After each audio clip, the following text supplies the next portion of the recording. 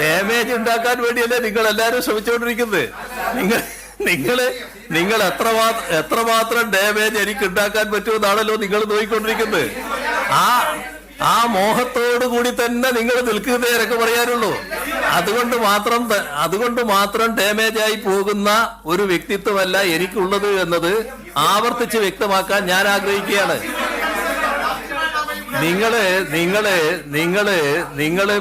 നിങ്ങള് എല്ലാരും കൂടി ശബ്ദിച്ചാൽ ഇങ്ങനെ ഇരിക്കും.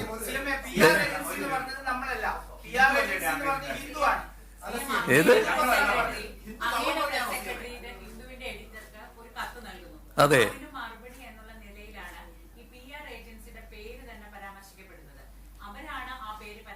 അതെ, അതിനാണ് ഞങ്ങൾ വ്യക്തമാക്കുന്നത്. അത്തരം ഒരു അത്തരമെന്നല്ല, ഒരു PR ഏജൻസിയും ഞങ്ങൾക്ക് ചുമതലപ്പെടുത്തിയിട്ടില്ല.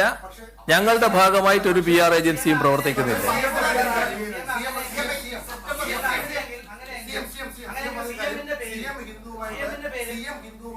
നടത്തുമ്പോൾ മൂന്നാമതൊരാൾ CM-ന്റെ റൂമിലേക്ക് കടന്നു വന്നു പറയുന്നു.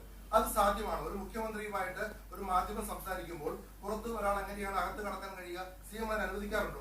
ഒരു മാധ്യമ പ്രവർത്തകയുടെ ഭാഗമായിട്ട് വരുന്ന ആളുകള് 1, 2, 3 ആളുകൾ ഉണ്ടാകുന്നത് വളരെ അസാധാരണമായ ഒരു കാര്യമല്ല.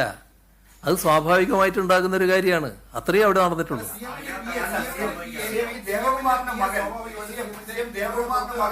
ദേവകുമാറിന്റെ മകൻ ഒരു പ്രധാനപ്പെട്ട ഒരു പൊളിറ്റിക്കൽ സ്ട്രാറ്റജി വിഭാഗത്തിന്റെ റിലയൻസിന്റെ ഉദ്യോഗസ്ഥനാണ്.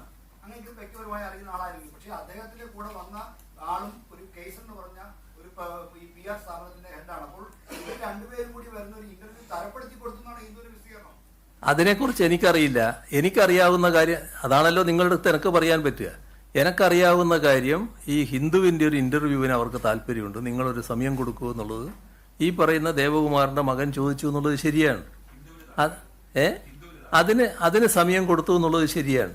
അങ്ങനെയാണ് അവര് വരുന്നത്. അതാണ് ഉണ്ടായത്.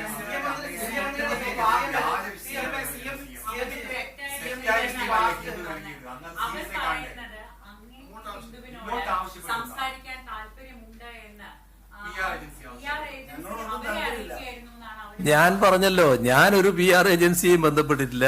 ഒരു PR ഏജൻസിയും ഞങ്ങളുടെ ചുമതലയിൽ ഇല്ല. ഞങ്ങൾ ചുമതലപ്പെടുത്തിയിട്ടുമില്ല. നിങ്ങൾ പറഞ്ഞല്ലോ പൈസ കൊടുത്തത് എത്രയാണ്. ഒരു പൈസയും ഞങ്ങൾ ഒരു ഏജൻസിക്കും കൊടുത്തിട്ടുമില്ല. ആകെ ബന്ധപ്പെട്ടത് ഈ പറഞ്ഞ നമ്മുടെ ദേവകുമാറിന്റെ മകനാണ്.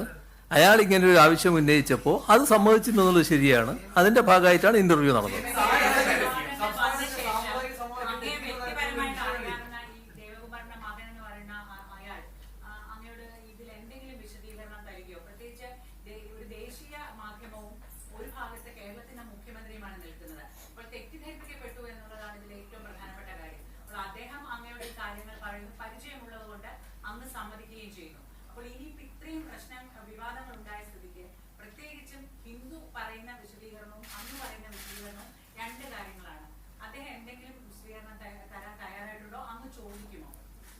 എന്നെ ഇതുവരെ അദ്ദേഹം ബന്ധപ്പെട്ടിട്ടില്ല.